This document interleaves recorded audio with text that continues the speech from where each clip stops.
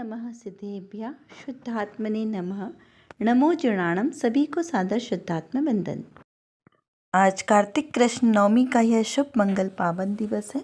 प्रतिदिन प्रसारित होने वाले संदेश में से आज जो संदेश हमें प्राप्त हुआ है उसमें अनुभव के महत्व को बताया है कि किस प्रकार से अनुभव महत्वपूर्ण है। उससे पहले सच्चा श्रद्धान और ज्ञान के साथ अनुभव होना चाहिए। तो वो अनुभव कैसा है, आइए जानते हैं। आज के हम इस संदेश में श्री योगसार जी ग्रंथ के आधार से 22 नंबर की जो गाथा है उसका अन्वयार्थ। यह ग्रंथ आचार्य योगेंदु देव द्वारा विरचित द्रव्यान योग का बहुत ही सुंदर ग्रंथ है, छोटा और सारभूत ग्रंथ।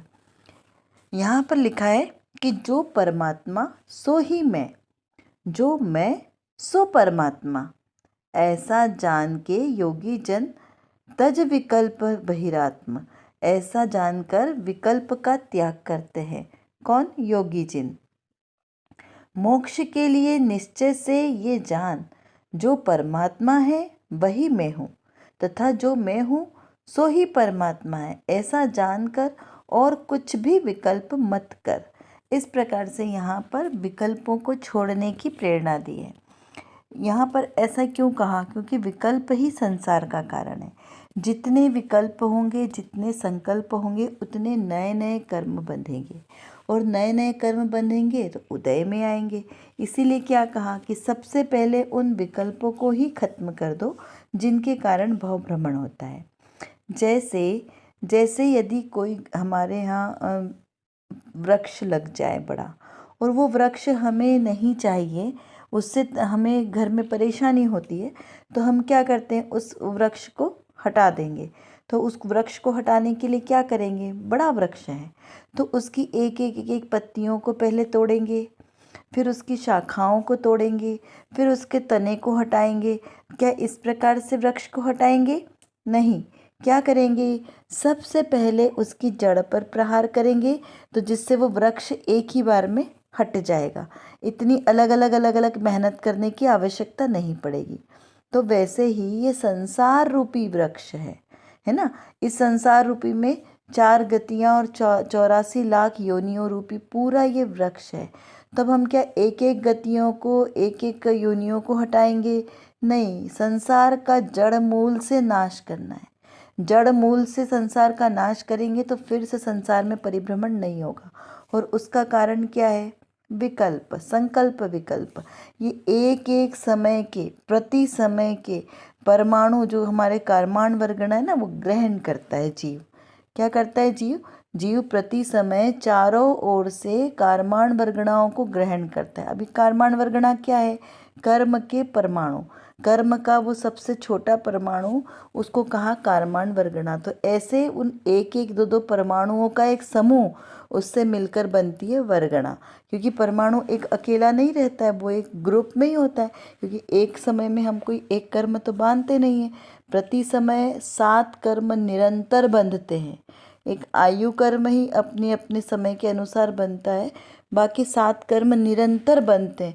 तो ऐसे ये सारे कर्म के परमाणु जो एक साथ बंधते हैं, ये पहले तो जाके सत्ता में रहेंगे, फिर अपने कर्म के अनुसार, अपने उदय के अनुसार, जितने समय का उन्होंने स्थिति अनुभाग बंध किया होगा उसके अनुसार वो उदय में आते हैं। तो यहाँ पर कहा कि अगर हमने स्टार्टिंग में उन कर्मों के नए कर्मों के बंधना ही रोक दिया तो हमारे क्या होगा? जो पूर्व में उपार्जित हमारे कर्म हैं वो उदय में तो आएंगे ही, लेकिन नवीन कर्म बंध रुक जाएगा। तो उससे जितने हमने पहले बांधे हैं ना, सिर्फ उतने ही उदय में आएंगे। तो हमारा संसार सीमित हो गया ना। जहाँ पे पहले अनंत संसार था, अब वो सीमित होकर कैसा हो गया? छोटा हो गया है। तो इस प्रकार से समझना। यहाँ पर देखो, इसको उल्टा ग्रहण नहीं करना। कई बार क्या होता है, जो लोग बराबर नहीं समझ पाते वो ऐसा समझते हैं कि यहाँ पर कहा कि सम्यक दृष्टि जीव को बंध नहीं होता, लेकिन यहाँ उस बोलने की अपेक्षा को समझना है। यहाँ क्या समझना है कि सम्यक दृष्टि जीव को बंध नहीं कहा तो किस अपेक्षा से कहा? वो जो अनंत संसार का बंध हो रहा था ना, अब वो यहाँ नहीं आया। सम्यक दृष्टि यानी ज्ञानी जीव। तो ज्ञानी जीव को ये श्रद्धांत पक्का है कि ये जो प्रति समय बंधने वाले कर्म है ना, नवीन कर्म, ये मेरे बंध का कारण है। तो इन बंधों को रोकने के लिए वो अपने अशुभ कर्मों को रोकता है, क्योंकि अनंतानुबंधी कर्म का नाश हो गया ना। तो वो जो अशुभ कर्म उनके प्रति समय जैसे बनते, जो जो ज्ञानी जीव नहीं है उनके जो प्रति समय कर्म बनते हैं, तो उस अपेक्षा में ज्ञानी जीव के कम बंधेंगे। तो यहाँ पे दोनों में डिफरेंस है उनकी कर्म के बंधन के परमाणुओं को ग्रहण करने का और बांधने का। जो अज्ञानी जीव जहाँ पे अनंत परमाणु बांध रहा है, वहाँ पर ज्ञानी जीव कितने बांध रहा है? संख्यात बांध रहा है। तो कितना डिफरेंस है दोनों में। और वो भी कैसे बांध रहा है? शुभ बांध रहा है। ज्ञानी जीव की प्रवृत्ति शुभ की ओर है ना, तो वो शुभ परमाणुओं का बंधन कर रहा है, और अज्ञानी जीव अशुभ परमाणुओं का बंध कर रहा है। तो अशुभ परमाणुओं का बंध ज़्यादा तीव्र आएगा, तीव्रता के अनुसार आएगा, और जो शुभ परमाणु है उनका बंध मंदता की ओर से आएगा, यानी सब चीज़ें अच्छी अच्छी प्राप्त होगी। तो उन शुभ परिणामों में ही जीव अपना आत्मा का अनुभव करता है। तो उस आत्मानुभव के द्वारा वो जीव एक दिन सभी कर्मों का बंध रोक देगा। तो उस अपेक्षा से वहाँ पर उसे कहा जाता है कि ज्ञानी जीव को कर्म का बंध नहीं होता। यहाँ पर क्योंकि ऐसी स्वच्छंदता ग्रहण नहीं करना है कि ज्ञानी जीव को कर्म का बंधन नहीं होता है, तो फिर वो चाहे जैसा अशुभ प्रवर्तन करे, चाहे जैसा भक्षण करे, तो उससे कुछ नहीं होगा, है ना। ऐसा ज्ञानी जीव, अगर वो जो जीव सही में ज्ञानी होगा, तो वो ऐसी स्वच्छंदता ग्रहण कभी करेगा ही नहीं। क्यों? क्योंकि उसको तो अच्छी तरीके से पता है ना कि क्या सही है क्या गलत है। जो ज्ञानी जीव नहीं होगा वही तो स्वच्छंदता ग्रहण करेगा, वही विषय को गलत समझेगा, है ना। तो ऐसा यहाँ पर क्लियर समझना है। तो यहाँ पर जो परमात्मा है वही मैं हूँ। यहाँ द्रव्य दृष्टि की बात चल रही है। देखो, आगम का प्रत्येक कथन नए की भाषा में निबद्ध है, नए से टंकित है, कहते हैं ना, मुद्रित है। यहाँ पे अगर आपको नए का ज्ञान नहीं होगा तो आप कुछ समझ ही नहीं पाएंगे कि क्या लिखा है। देखो, यहाँ पर द्रव्यानुयोग की बात आ गई, द्रव्य दृष्टि की, क्योंकि क्या लिखा है कि जो परमात्मा सो ही मैं, सो मैं वही परमात्मा। तो ये कैसे कहा? द्रव्य दृष्टि से कहा। द्रव्य दृष्टि से मेरा आत्मा शुद्ध है, परमात्मा के समान है। तो जैसा मैं हूँ वैसे ही भगवान है, ऐसा ही प्रभुवर मैं हूँ, ये प्रतिबिंब सु मेरा है। ऐसा विचार द्रव्य दृष्टि से करना है। और ज्ञानी जीव द्रव्य दृष्टि से विचार करते हैं, पर्याय दृष्टि से नहीं देखते कि मैं परमात्मा हूँ, सामने वाला अज्ञानी है, पापी है, विधर्मी है, ऐसा विचार नहीं करते। वो क्या देखते हैं कि सभी जीव में भगवान आत्मा विराजमान है। इस दृष्टि को बोलते हैं द्रव्य दृष्टि। इसलिए कहा कि ऐसा जानकर योगीजन यानी वो ज्ञानी जीव जो अपनी आत्मा में रमण कर रहे हैं, वो सर्व विकल्प को त्यागते हैं। और बहिरात्मा यानी जिसको देह और आत्मा दोनों एक ही दिखाई देता है, दोनों में भिन्नता दिखाई नहीं देती, वो बहिरात्मा, देह और जीव को एक जानने वाला बहिरात्मा।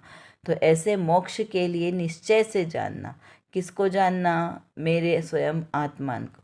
मेरा आत्मा इस शरीर से भिन्न है, ऐसा दृढ़ श्रद्धान करना, उसका ज्ञान करना और उसमें लीनता करना आचरण है कि मैं ऐसा ही शुद्ध परमात्मा हूँ।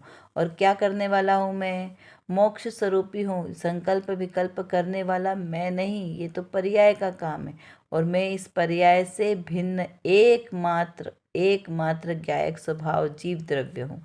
ऐसी यहाँ पे हमें श्रद्धान करना है, उसका ज्ञान करना है और उसकी अनुभूति करना है। तो तभी हमें समझ में आएगा कि मैं ऐसा शुद्ध परमात्मा, कैसा वाला शुद्ध परमात्मा हूँ। और उस द्रव्य दृष्टि को ही धीरे धीरे जीव को चारित्र अंगीकार होगा। ऐसा यहाँ पर इसको समझना है। अभी हम यहाँ पर सब संक्षेप में ही समझते हैं, मात्र जो संदेश है उसका अर्थ, शाब्दिक अर्थ। अभी देखिए रत्नकणिका में यहाँ पर लिखा है कि वस्तु विचारत ध्यावते मन पावे विश्राम, रस स्वादत सुख उपजे अनुभवता को नाम। अनुभव चिंता मणि रतन, अनुभव है रस को, अनुभव मारक मोक्ष को, अनुभव मोक्ष स्वरूप। क्या कहा यहाँ पे? अनुभव की बात बताइए। इसका अर्थ है कि यह जितने नए, न्याय, एकांत, अनेकांत, निश्चय, व्यवहार, शादवाद, प्रमाण नए निक्षेप उतने ही वाद विवाद है, तथा जितना वाद विवाद है उतना ही मिथ्यात्व है, और जितना मिथ्यात्व है उतना ही संसार है। इसीलिए सद्गुरु कहे, सहज का धंधा वाद विवाद करे करे सो अंधा। क्या कहा, कितनी सुंदर बात करी कि सतगुरु कहे, सदगुरुदेव बताते हैं कि सहज का धंधा वाद विवाद करे सो अंधा। मेरा आत्मा वो सहज का धंधा, क्योंकि मेरा आत्मा क्या करने वाला है, सहजानंद स्वरूप ही है। कहते हैं ना, सहजानंद स्वरूपो हम। इसका क्या मतलब है कि मैं सहज आनंद स्वरूप वाला हूँ। आनंद आनंद, जहाँ पर हम पर द्रव्यों में आनंद को खोज रहे हैं, वो आनंद पर द्रव्यों में नहीं है, क्योंकि आनंद तो संपूर्ण आनंद मेरे ही आत्मा में भरा है। तो मुझे बाहर क्यों जाना है आनंद को खोजने?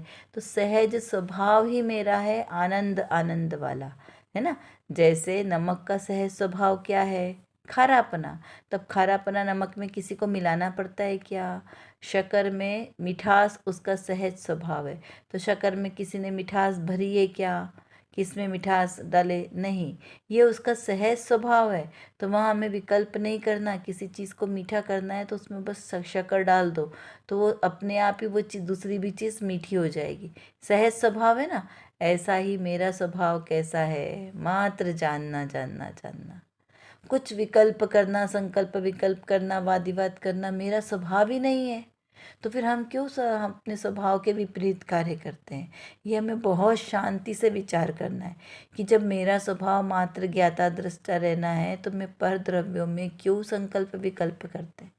क्यों पर के कार्यों को अपना मानते हैं? क्यों पर के कार्यों में अपना कर्तृत्व स्थापित करते हैं कि मैंने ये कार्य किया, मैं कार्य कर सकता हूँ? तो यहाँ मैंपना हमें क्यों आता है? ये जहाँ मैंपना आएगा वहाँ पर हमारा संसार बढ़ता जाएगा। और वाद विवाद करे सो अंधा, जिसमें बाहर के पर पदार्थों में संकल्प विकल्प करना, ये अच्छा, ये बुरा, ये पुण्य, ये पाप, ये कषाय, ये अकषाय, ये सब इस प्रकार से जो वाद विवाद है, ये सब करना विकल्प के काम है। और अंधा मतलब वो जीव मिथ्या दृष्टि है, ऐसा समझना। यहाँ कहा कि वस्तु विचारत ध्यावते। क्या कहा? वस्तु का विचार करते हुए, वस्तु का ध्यान करते हुए, विचार पूर्वक ध्यान करते हुए मन पावे विश्राम। जो मेरा आत्मा है वो कैसा है? शांति को प्राप्त करता है। तो कौन सी वस्तु का विचार करना है हमको यहाँ पर? निज स्वभाव को, निज स्वभाव को विचार करने से जो है वो जीव क्या करता है? अपने आत्म स्वभाव का विचार करके मन पावे विश्राम, उसको शांति की अनुभूति होती है। फिर कहा कि रस रस स्वादत सुख उपजे अनुभव ताको नाम। रस स्वादत यानी उस रस का, कौन से रस का? आनंद रस का स्वाद लेने पर सुख की अनुभूति होती है, और अनुभव उसी को अनुभव कहते हैं। तो यहाँ पर जैसे जैसे हमने रसगुल्ला लिया, है ना, क्योंकि रसगुल्ला जल्दी सबको समझ में भी आ जाता है और सबको उसका स्वाद एकदम कहते से ही उसके आनंद की अनुभूति होती है। तो यहाँ पे रसगुल्ले का नाम सुनते ही जिस प्रकार आनंद की अनुभूति होती है, उसके बाद उसको ग्रहण करने से जो आनंद का अनुभव हुआ, उसको क्या कहा कि हाँ, अब हमें तृप्ति हुई, अब हमें आनंद, उस मिठास का अनुभव हम शब्दों में नहीं कह सकते, लेकिन उसे कहा कि रस रस स्वादत, रस का स्वाद आते ही उस सुख की अनुभूति होती है।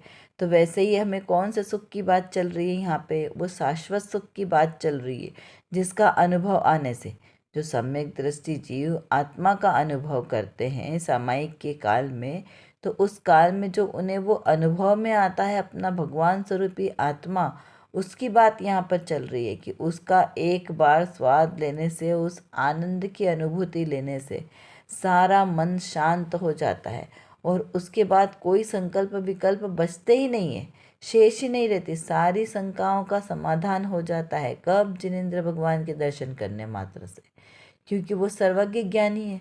तो उनके ज्ञानी में जितने भी प्रश्न हैं वो सारे स्वतः ही सुलझ जाते हैं। जो हमें पहले कभी समझ नहीं आए वो अचानक से समझ में आ जाते। होता है ना ऐसा कई बार ये कई बार कोई सी विषय की चीज़ हमें बहुत दिन तक हम विचार करते रहें तो भी हमें समझ में नहीं आती, और कभी कभी एकदम से विचार में क्लिक हो जाता है कि अरे ये तो इसका ऐसा अर्थ निकलेगा। तो इस प्रकार से यहाँ पर इसको समझना है हमें कि अनुभव उस आनंद, आत्मिक आनंद का अनुभव आते ही मन में आनंद की लहरें उठती है। अनुभव चिंतामणि रत्न। अब वो अनुभव कैसा है? चिंतामणि रत्न के समान है, क्योंकि अनुभव भी किसका किया? आत्मा का। रसगुल्ले का अनुभव नहीं किया, क्योंकि रसगुल्ले का स्वाद तो कैसा है, सीधी हमारी जो 1.5 इंच की जीभ है ना, इसके ऊपर आया, उसके बाद वो स्वाद गायब हो जाता है। यदि वही रसगुल्ला जो हमने अभी खाया स्वाद लेके, और वही वापस अगर निकालना पड़े तो क्या हम उसे हम देख भी नहीं पाएंगे। इस प्रकार उसकी कंडीशन हो जाती है। तो वो अनुभव की बात यहाँ पे नहीं चल रही है। 5 इंद्रियों के सुख नहीं है, दुख के कारण है 5 इंद्रिय के विषय। तो यहाँ पे 5 इंद्रिय के विषय मात्र हमें उदाहरण के लिए समझने के लिए, अनुभव उनका होता नहीं है, क्योंकि पांचों इंद्रिय के सुख दुख के कारण है। इसमें थोड़ी सी देर हमें शांति लगती है, लेकिन थोड़ी देर बाद हम वहाँ से उब जाते हैं। तो वो सुख नहीं है। सुख तो वो है जो हमेशा एक जैसा आनंद दे, एक जैसा, उससे कभी मन उभे ही ना। तो वो है आत्मिक आनंद, जिससे कभी मन उबता ही नहीं है। तो उसे चिंतामणि रत्न के समान कहा है कि वो अनुभव आना, आत्मा का अनुभव आना चिंतामणि रत्न के समान है। चिंतामणि रत्न की क्या खासियत है कि चिंतामणि रत्न सब चिंताओं को दूर कर देता है, और सबके दुख दरिद्रता रोग शोक सभी दूर कर देता है। तो ऐसा ही जो मेरा आत्मा का आनंद है वो चिंतामणि रत्न से भी अच्छा है। क्यों? क्योंकि आत्मा का अनुभव जिसे प्राप्त हो गया है वो जीव संसार में भटकता ही नहीं है। उसके संसार का अंत का मतलब किनारा आ जाता है, संसार का किनारा आ जाता है, और वो निश्चित ही मोक्ष लक्ष्मी को प्राप्त करने वाले जीव है। तो इसलिए उनको कहा कि अब तो उनको कैसा है, सदा काल एक जैसा आनंद आनंद आनंद की यही पर्याय प्रकट होने वाली है। क्योंकि द्रव्य शुद्ध है, गुण तो शुद्ध थे ही, पर्याय में भी शुद्धि आ गई है, और अब निरंतर एक जैसे आनंद की अनुभूति होने वाली है। इसलिए उनको कहा कि अनुभव रस चिंतामणि अनुभव है रसकूप। कैसा है वो अनुभव? आत्मा का अनुभव रसकूप की तरह, कुआं कितना अथाह, उसमें से कभी जल कुएं में से खत्म ही नहीं होता। ऐसे ही मेरे आत्मा में से आनंद और सुख कभी खत्म ही नहीं होगा, क्योंकि उसमें वो लबरेज भरा हुआ है। तो उसमें से नित्य नई आनंद आनंद आनंद की, सुख की नई नई पर्याय प्रति समय प्रकट हो रही है। क्योंकि प्रति समय तो पर्याय प्रकट होती है ना, द्रव्य की पर्याय प्रति समय प्रकट होती है। अब यदि द्रव्य का परिणमन विभाव रूप हो रहा है तो उसकी पर्याय कैसी है? विभाव रूप परिणमित हो रही है। वो द्रव्य का मूल स्वभाव तो शुद्ध ही है, लेकिन विभाव के कारण उसकी पर्याय विभाव रूप परिणमित हो रही है। लेकिन जब द्रव्य का अपने स्वभाव रूप परिणमन प्रारंभ हो गया है, जब उसे अपने आत्मिक सुख की अनुभूति हो गई है, तो वो पर्याय भी कैसी हो गई? सुख स्वरूप हो गई। तो वो प्रति समय ज्ञान ज्ञान ज्ञान की, सुख सुख सुख गुण की ही पर्याय प्रति समय प्रकट हो रही है। नई नई पर्याय आ रही है, लेकिन आ कौन सी रही है? वही सुख सुख सुख वाली। इसीलिए वो सदा काल एक जैसे रहने वाला, ऐसा वो आत्मिक आनंद की बात चल रही है। तो वो जो आनंद है, अद्भुत आनंद, चिंतामणि रत्न के समान आनंद, वो कहाँ पर है? मेरे ही पास, मेरे ही आत्म स्वभाव में है। हमें कहीं और ढूंढना नहीं है आनंद को, क्योंकि वो मेरा स्वयं का सहज स्वभाव है। इसलिए अब यहाँ कहा कि यहाँ पर जितने भी नए ज्ञान, एकांत अनेकांत, निश्चय व्यवहार शादवाद, नए प्रमाण निक्षेप, जितने भी भेद रूप है, वो सब वाद विवाद के कारण है। और जितना जितना वाद विवाद करेंगे उतना उतना मिथ्यात्व का ही पोषण होगा। तो यहाँ पर जितना मिथ्यात्व उतना ही संसार, इस प्रकार हमें समझना है। क्योंकि ये सारे संकल्प विकल्प के कारण है, और इन विकल्पों से पार एकमात्र अनुभव किसका करना है? निज स्वभाव का, निज अपने आत्म स्वभाव का, और उसका विचार करना है, उस वस्तु स्वभाव का, जीव द्रव्य का। वस्तु विचार किसका करना है? वस्तु यानी वो द्रव्य, जीव द्रव्य, उसका विचार करना है कि मेरा जीव द्रव्य कैसा है, मैं कौन हूँ, कैसा हूँ, अरूपी हूँ, अस्पर्शी हूँ, ऐसा उसका चिंतन करना है। सिर्फ भाषा में नहीं बोलना कि मैं गायक हूँ, मैं गायक हूँ। उसका चिंतन मनन करना है कि मैं गायक, तो मैं कैसा गायक स्वभावी आत्मा हूँ, और उसका अनुभव करेंगे, ज्ञान करेंगे, तो ही हमारा संसार पार होगा। चलिए अब कुछ प्रश्नों से थोड़ा सा चिंतन धारा को बढ़ाते हैं। परमात्मा और मैं एक ही हैं, यह कथन किस अपेक्षा से कहा है? इसका अर्थ क्या है? इसका विचार करें। बहिरात्मा का अर्थ क्या है? वस्तु स्वरूप का विचार किस प्रकार से करना है? अनुभव यानी क्या? इसका विचार करें कि यहाँ अनुभव मतलब किसकी बात चल रही है। निर्विकल्प सहज आनंद कैसे मिलेगा? इसका हमें विचार और चिंतन करना है कि जो मेरा सहज स्वभाव है लेकिन वर्तमान में मुझे प्रकट नहीं है ना, तो सहज नहीं लग रहा है, तो ये कैसे प्राप्त होगा? इसका हमें विचार चिंतन।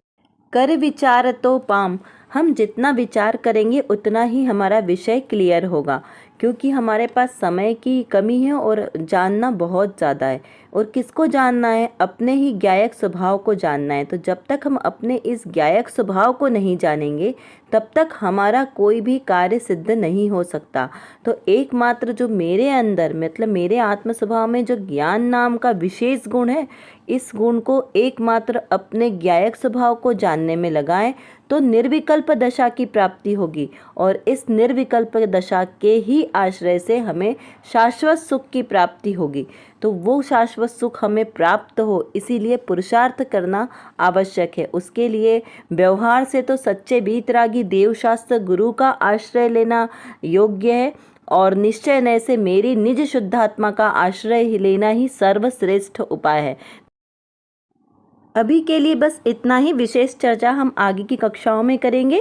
तब तक हम अपने आत्मस्वरूप को जानें, पहचानें और उसी में लीन रहें। इसी विशेष मंगल भावना के साथ आप सभी को सादर जय जिनेंद्र।